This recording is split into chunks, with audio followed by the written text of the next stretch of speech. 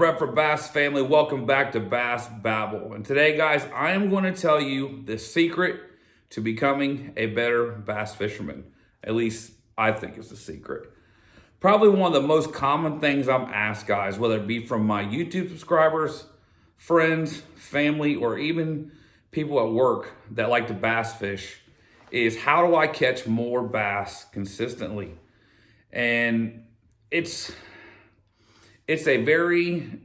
there's a lot of different answers to this, to be honest. So I have put a lot of thought into what is one thing that I could tell somebody or respond to somebody to help them become a better bass fisherman. And what that is, guys, is learn to develop the ability to grind it out. Develop the ability to grind it out. And what I mean by that, guys, that I know that's a blanket statement. But to be 100% honest, when all things are good, bass fishing, for the most part, it can be pretty easy. When you get around that May, June time of year, the water's warming up, the bass have moved up shallow, you got warmer weather, nicer conditions to be fishing in. It can be pretty easy. Once you find fish, catching the fish is really not all that difficult, if I'm being 100% honest. Now, it might be a little bit more difficult for some compared to others, and that probably comes off your experience level. But overall, it's really not that difficult.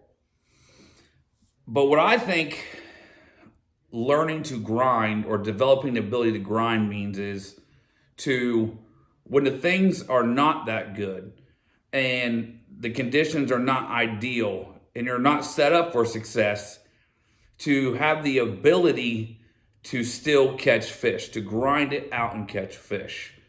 Guys, how many times, because us as fishermen, we always look at the weather forecast. How many times have you looked at the weather forecast? And I'm guilty of this too. And you look at the weather forecast, I'm like, whoa, it's raining that day, I'm not going fishing. Or, 20-mile-per-hour winds, nah, can't go out fishing in that today. Or, too cold front came in.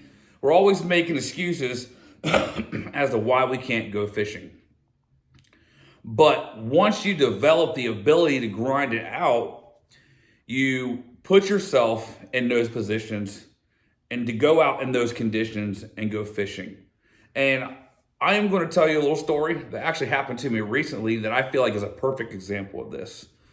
So last Friday, I believe it was, last Friday, I took a day off work.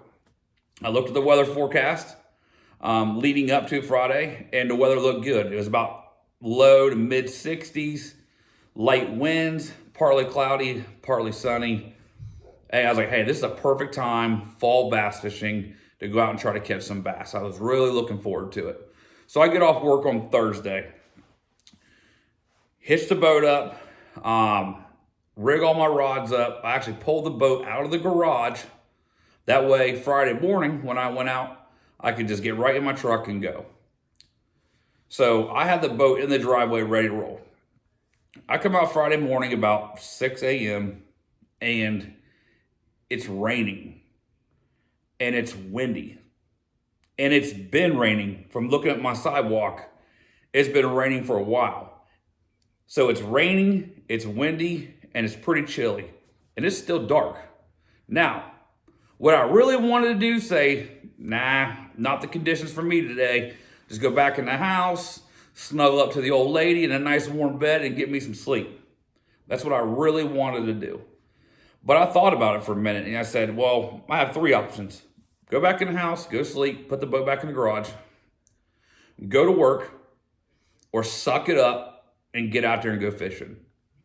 I chose to suck it up and get out there and go fishing.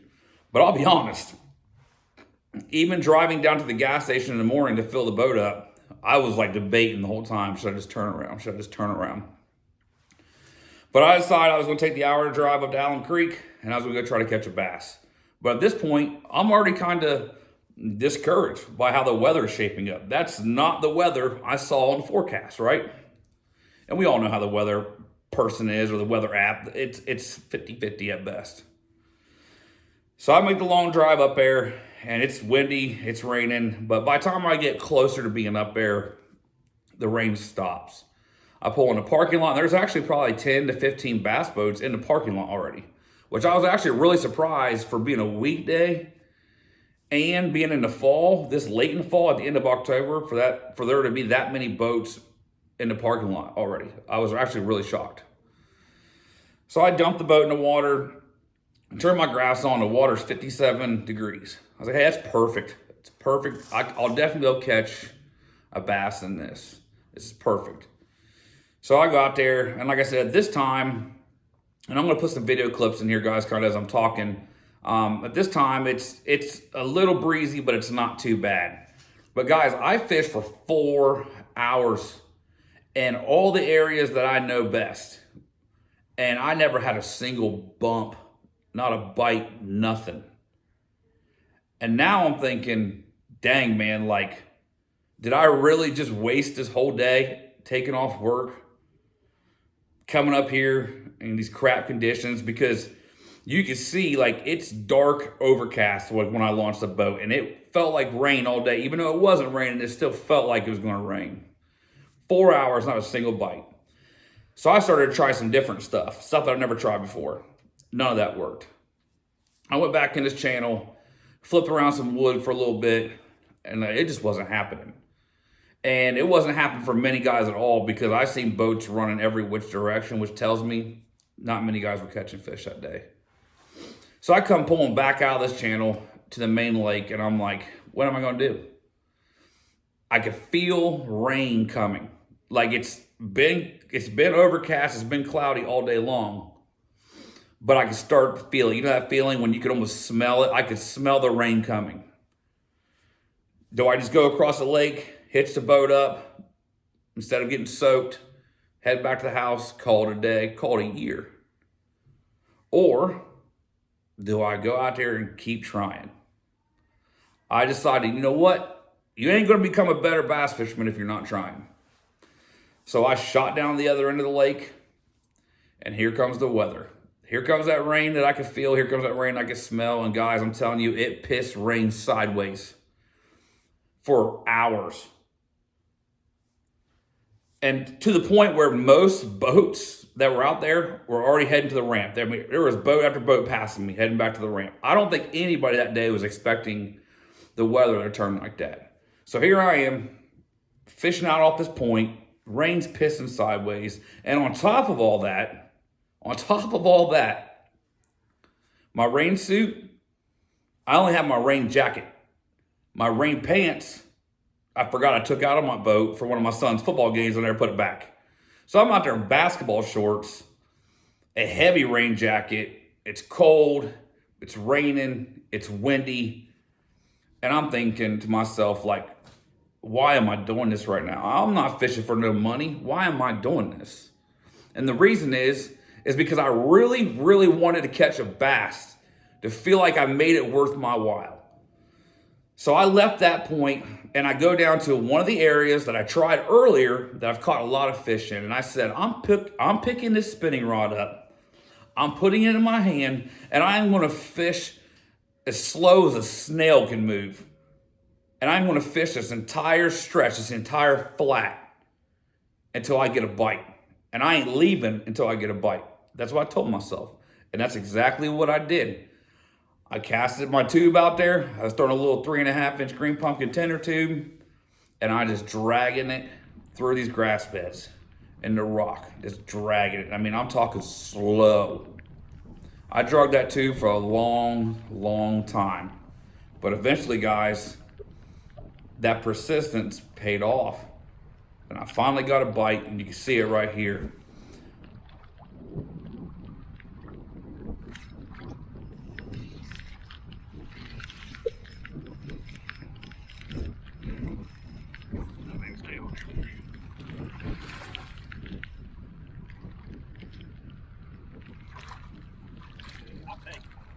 It's not much to look at. It's only a 1.5-pound bass, tops, but I worked hard for that. And I think you can actually hear me say, hey, I worked hard for this fish. I worked hard for that fish.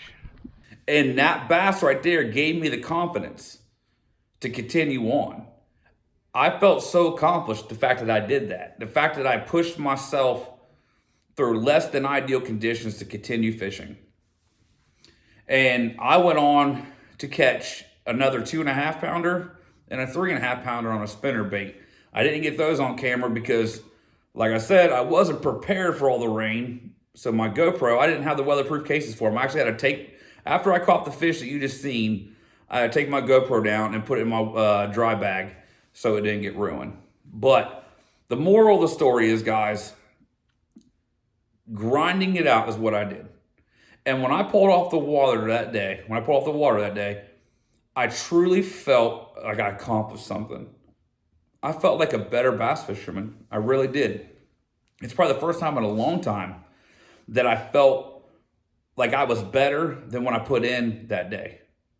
Like, I truly felt like I was a better fisherman when I left the lake that day. And that's something I'm super, super proud of. And it just, the hard work paid off. And it might not have been much. I didn't win some huge tournament. You know, I didn't do nothing special. I caught 1 little 1.5-pound bass. But I was determined to catch that bass. And I grinded it out. So that is why I say I think the secret to becoming a better bass fisherman is to grind it out. Develop the ability to grind it out. That's all I got for this one, guys. I appreciate everybody watching. Everybody stay safe out there, and I'll talk to you soon. Peace.